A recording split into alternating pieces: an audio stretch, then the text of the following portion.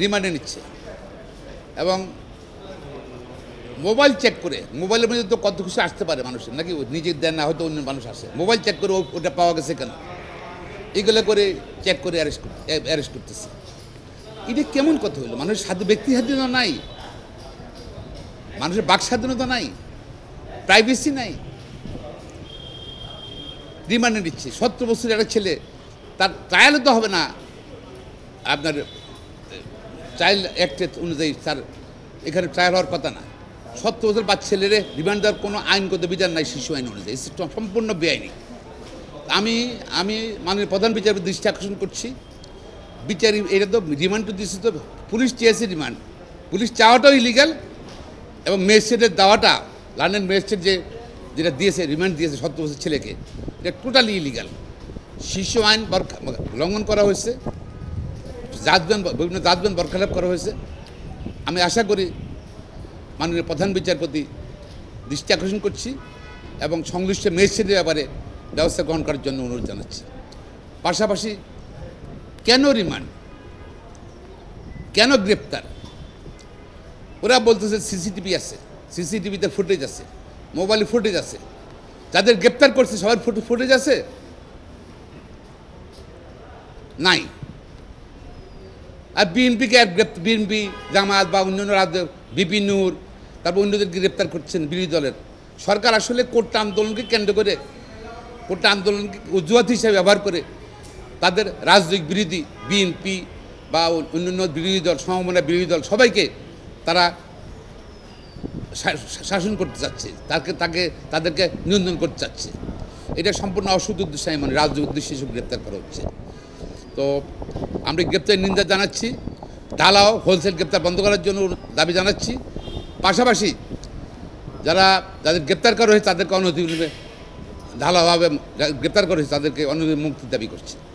পাশাপাশি আমি এখনও আজ পর্যন্ত সরকারের পক্ষ থেকে কতজন হত্যা হয়েছে সেই সম্বন্ধে জনগণ জানে না, অনেকের পরিবার জানে না। এখন অনেকের লাশ বের চার্জ হিসাবে তাদেরকে সমাধি করা হয়েছে, দাফন করা হয়েছে, অনেকের পোস্টমর্টম করা হয়নি। একটা যেখানে আইন কানুন আছে, আইনের শাসন আছে, আইন কানুন আছে, যেখানে সরকার আছে, একটা লোকের আনন্যাচারাল ডেথ হবে তার অবশ্যই সরকারের কাছে এটার পরিসংখ্যান থাকতে হবে, প্লাস পোস্টমর্টম হতে হবে এবং তাদের নাম পরিচিতি জানতে হবে। কিন্তু আজ পর্যন্ত কিন্তু তাদের পরিচিতি প্রকাশ করা হয়নি। কতজন মারা গিয়েছে, কয়েকশো মারা গিয়েছে, সেটা জনগণ জানে না। কেন গোপন করা হচ্ছে আমি জানি না। আমি এবার আসছি মানবাধিকার কমিশন। আপনি দেখেন আজকে ফিলিস্তিনে ইসরায়েলে হামলা করছে, কেন সরকার নাই, সরকারের অবস্থা ভঙ্গুর। সেখানে কিন্তু প্রতিদিন কত লোক মারা আছে ফিলিস্তিনে, ইসরায়েল হত্যা করছে, সেগুলো কিন্তু পত্রপত্রিকা আসতেছে, অ্যাকুরেট পত্রপত্রিকা আসতেছে। আর বাংলাদেশে কিন্তু সরকার আছে, মানবাধিকার কমিশন আছে, একটা আছে। তাদের কাজটা কি? বাংলাদেশে মানবাধিকার কমিশনের কাজটা কি? তারা কেন কোনো বক্তব্য তাদের নাই? তারা কেন পরিসংখ্যান দিতে পারলো না? সরকারও দিল না, মানবাধিকার কমিশন দিল না। আমি মনে করি এই মানবাধিকার কমিশনে যারা আছে ওরা বিলুপ্ত করে দেওয়া উচিত। এবং রাষ্ট্রের এই যে টাকা তারা বেতন নিচ্ছে, তাদের সুযোগ সুবিধা নিচ্ছে, তারা কোনো কাজ করছে না। তারা সরকারের আজ্ঞাবহ হয়ে গেছে মানবাধিকার কমিশন। এই মানবাধিকার কমিশন দরকার নাই আমাদের। যে মানবাধিকার কমিশন ক্ষয়ক্ষতির বলতে পারবে না, মানুষ হত্যার কথা বলতে পারবে না, সংখ্যা বলতে পারবে না, আহতের কথা বলতে পারবে না, মানবাধিকার কমিশনে কী করবো আমরা? আর দেখেন কোন সিচুয়েশানে ছাত্র আন্দোলন হয়েছিল, যে সময় সরকারের একজন উচ্চপদস্থ কর্মকর্তা, অর্থাৎ পুলিশের সাবেক আইজিবি বেনজির আহমেদের যে সময় হাজার হাজার কোটি টাকার খবর বেরোলো, যে সময় এই এনবিআরের কর্মকর্তা মতিউরের শত শত কোটি টাকার দুর্নীতি সম্পদের কথা বেরোলো, যে প্রধানমন্ত্রী নিজেই বললেন যে তার ঘরের পিয়ন, অফিসের পিয়ন 400 কোটি টাকার মালিক, এবং কারে বিচার হচ্ছে না, কেউ গ্রেপ্তার হয়নি। ঠিক আছে।